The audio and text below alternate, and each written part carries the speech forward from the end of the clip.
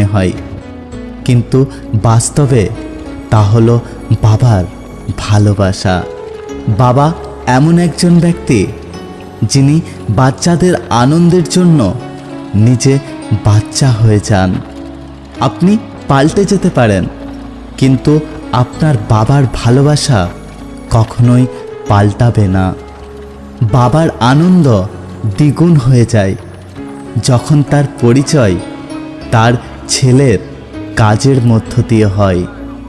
একটা কথা মনে রেখো, বাজার থেকে আনন্দের জিনিস কেনা যায়, কিন্তু বাবার ভালোবাসা কখনোই বাজার থেকে কিনতে পাওয়া যায় না। প্রত্যেকে স্বার্থপরতার সাথে সম্পর্ক রক্ষা করে, তবে বাবা মা নিঃস্বার্থভাবে তাদের বাচ্চাদের সেবা করে।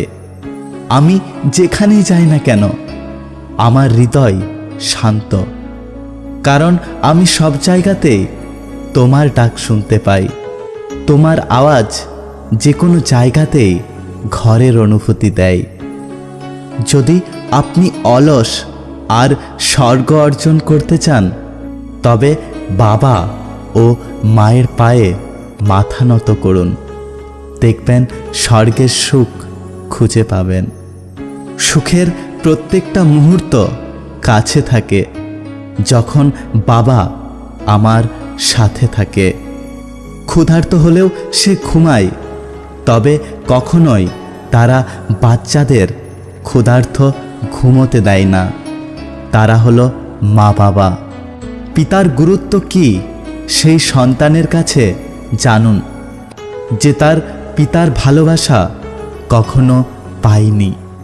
বাবার সবচেয়ে বড় গুণ হলো পকেট খালি, কিন্তু কখনোই সন্তানকে হতাশ করে না।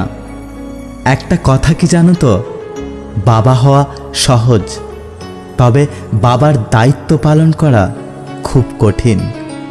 পৃথিবীতে সেই বাবাই আসল জ্ঞানী, যে তার সন্তানকে বোঝে।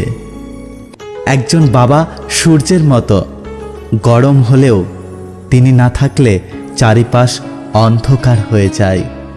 বাবা যতই রেগে যান না কেন, তিনি সন্তানের প্রত্যেকটা ভুল হৃদয় থেকে ক্ষমা করে দেন। এই দুনিয়ার সবথেকে অসম্ভব দুটি কাজ হলো, অনেক ভালোবাসি তোমাকে বাবা, বলতে পারি না কোনো দিন। আমায় সুখে রাখতে সদা নিজেকে করছো বিলীন। ও বাবা, ও বাবা, জীবন হতো